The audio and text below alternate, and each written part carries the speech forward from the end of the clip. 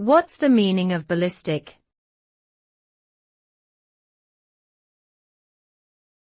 Ballistic.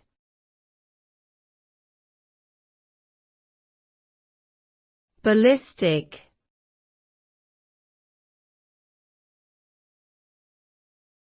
Ballistic.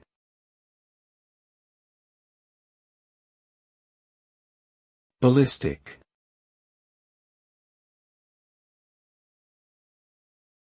The term ballistic has several definitions, but all generally relate to the science of projectiles and their motion through space.